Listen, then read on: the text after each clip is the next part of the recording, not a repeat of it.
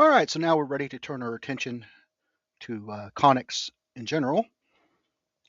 The non-degenerate conics, by which we mean an ellipse, a parabola, and a hyperbola, can be defined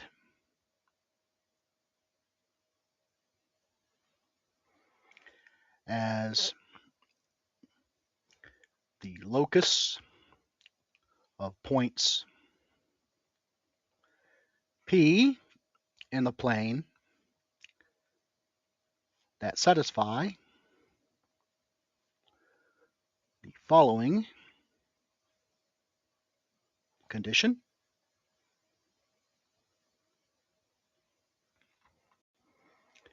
The distance of the point P, or of a point P, from a fixed point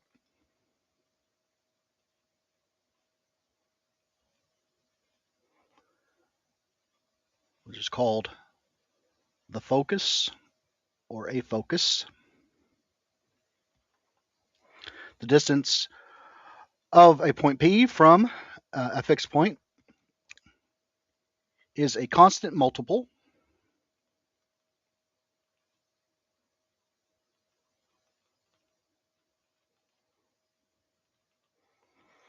called the eccentricity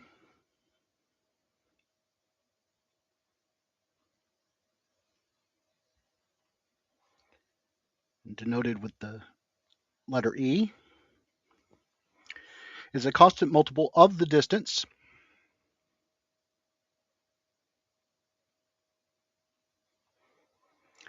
of a point P from a fixed line.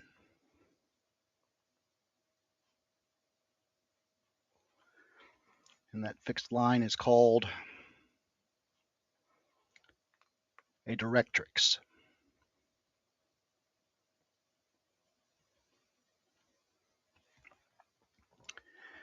Now, if the eccentricity E is between 0 and 1, then this will produce an ellipse. If the eccentricity is exactly equal to 0, then that is a special case of an ellipse being the circle. If the eccentricity is exactly equal to 1, then this produces a parabola. And if the eccentricity is greater than 1, this produces a hyperbola.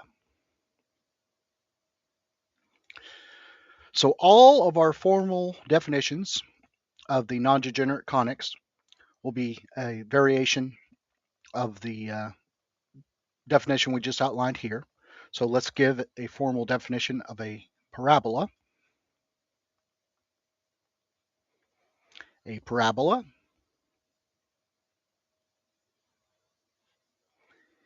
is the locus of points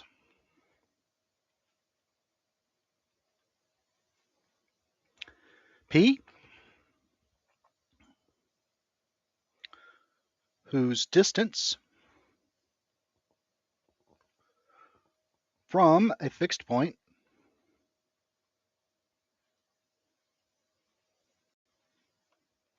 the focus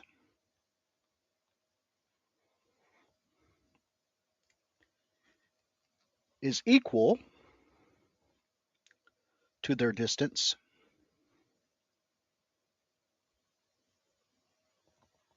from a fixed line.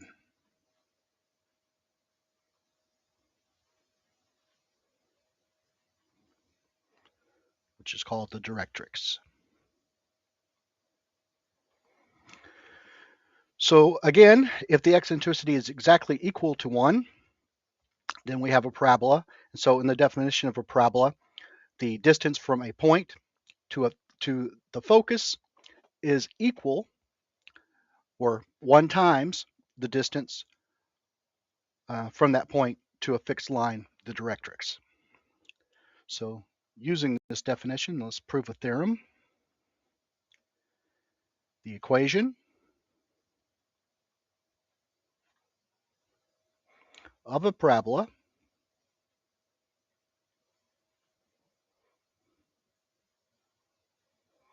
with a focus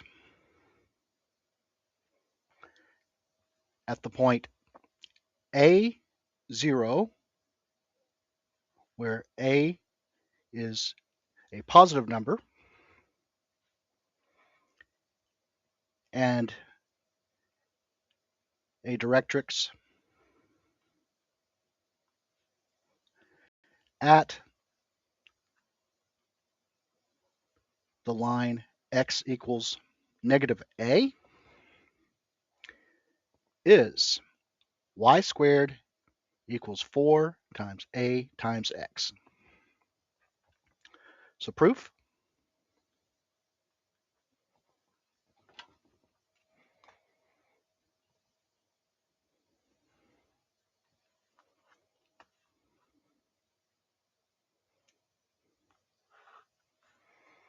So in our normal xy coordinate plane, we're going to choose a point A0, which is going to be the focus of the parabola. And since once we have that point, we're going to have a line at x equals negative a.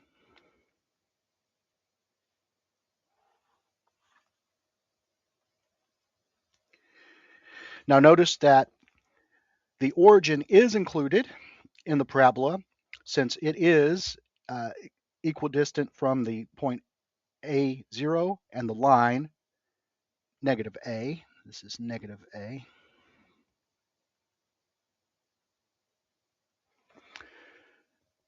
So if we sketch a parabola and we choose a point P,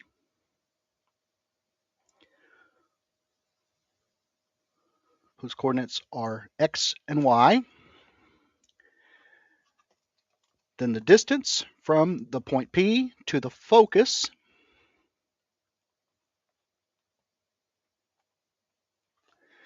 is equal to the distance from the point P to the directrix, and we will call the foot of the perpendicular M. And so we have a starting equation that the distance between the point and the focus is exactly equal to the distance between the point and the point M on the directrix. So the distance between the point xy and the point A0 is the square root of x minus a quantity squared plus y minus 0 quantity squared. And the distance from the point P to the point M, or the foot M, which is the point negative a0, or correction, negative a y, since we are on a horizontal perpendicular. That distance is the square root of x minus negative a, or x plus a quantity squared, plus y minus y quantity squared. So that gives us x minus a quantity squared plus y squared is equal to x plus a quantity squared. So we'll expand that equation.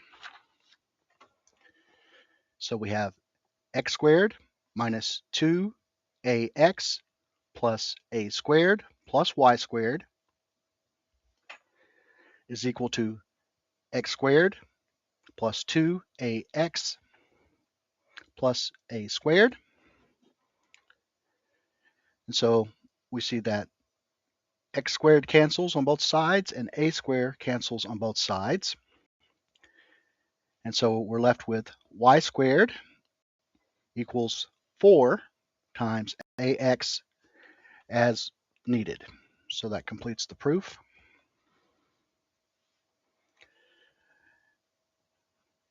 Now this is one of the standard forms of the equation for a parabola. Historically, this was the standard form. We'll look at other standard forms in the next lecture. So we will have occasion or need to use parametric equations to describe a parabola. So we'll look at a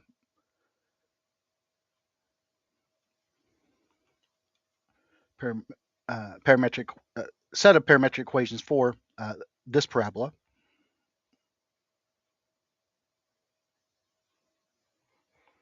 So notice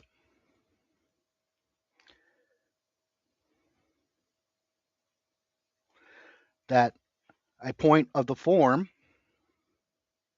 at squared 2at, where t is any real number, is on the parabola y squared equals 4ax. So we'll just substitute those in. So for y squared, we have 2at quantity squared.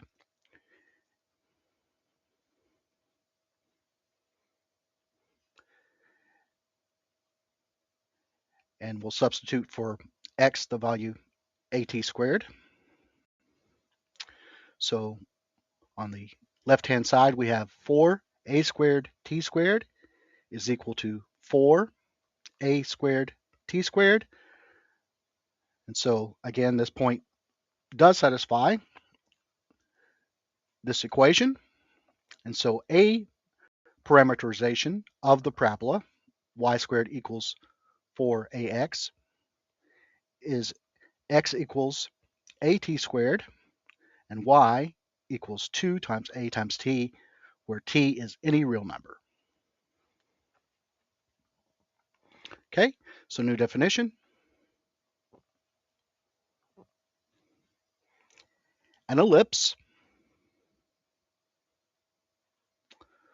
with eccentricity e is the locus of points P in the plane whose distance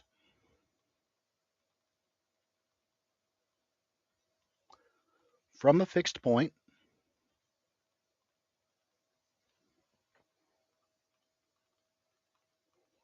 a focus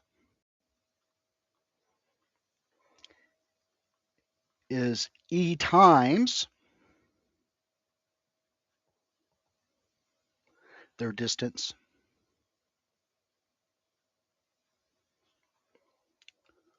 from a fixed line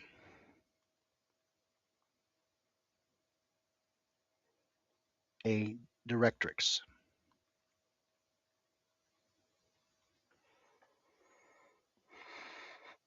So using this definition, we'll prove a theorem.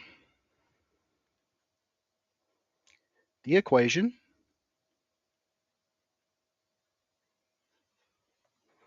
of an ellipse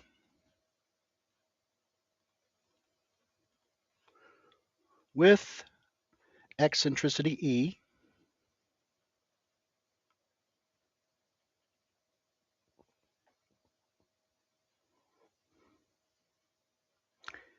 a focus at the point a times e 0, where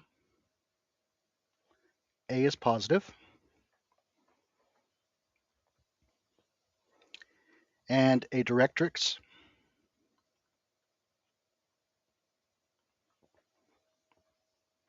at the line x equals, or the directrix is the line x equals a divided by e, is x squared over a squared plus y squared over b squared is equal to 1, where b squared is equal to a squared times the quantity 1 plus e squared, and a is greater than or equal to b, which is positive. So proof.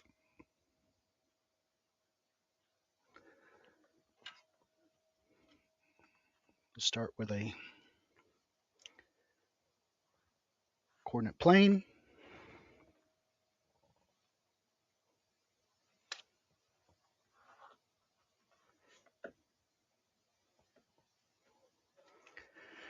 And we're going to choose a point as a focus, and that point is the point a times e, 0.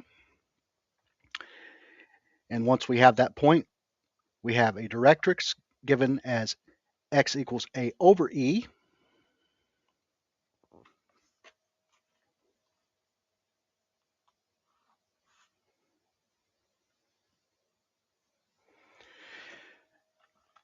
So since a is positive and e is a number between 0 and 1, not inclusive of 1, a over e is greater than a times e. And so if we sketch in an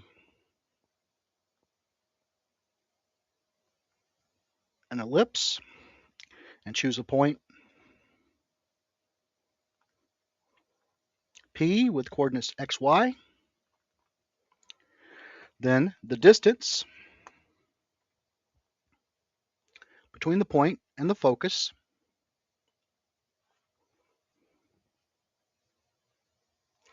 is e times the distance of the point to the directrix. Again, we'll call the foot of the perpendicular M. And so we have a starting equation that the distance from P to F is E times the distance from P to M.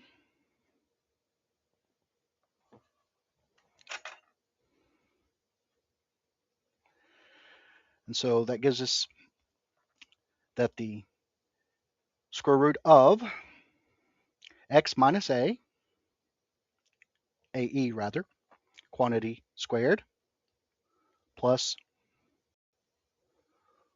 y minus 0 quantity squared is equal to the square root of x minus a over e quantity squared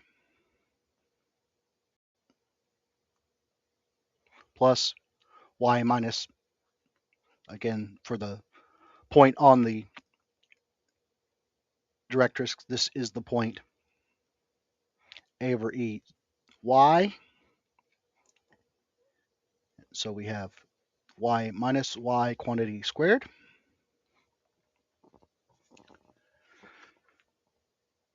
This is e times. So if we square both sides, so we have x minus the quantity x minus a times e squared plus y squared is equal to e squared times the quantity x minus a over e quantity squared. So this is x squared minus 2 times a times e times x plus a squared times e squared plus y squared is equal to e squared times the quantity x squared minus 2 times a over e times x plus a squared over e squared.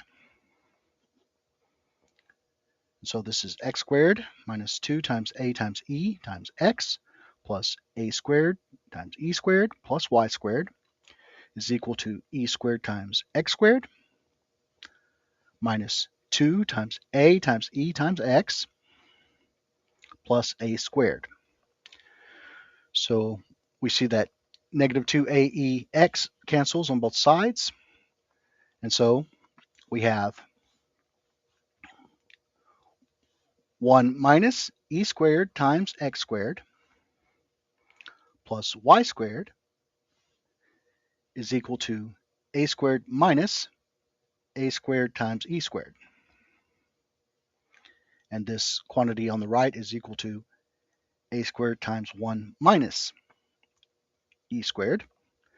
And so if we divide both sides of the equation by a squared times the quantity 1 minus e squared, we have x squared over a squared plus y squared over a squared times the quantity 1 minus e squared is equal to 1.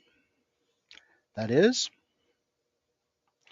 x squared over a squared plus y squared over b squared is equal to 1, where b squared is equal to a squared times 1 minus e squared. Now, since the eccentricity E is greater than or equal to 0 and strictly less than 1, the square of E is also greater than or equal to 0 and strictly less than 1. So if we now multiply this inequality by negative 1, we have negative 1 is less than E squared, which is less than or equal. That's negative E squared. It's less than or equal to 0. And so we can now add 1 to all the elements in the inequality. And so we have 0 is less than 1 minus e squared, which is less than or equal to 1.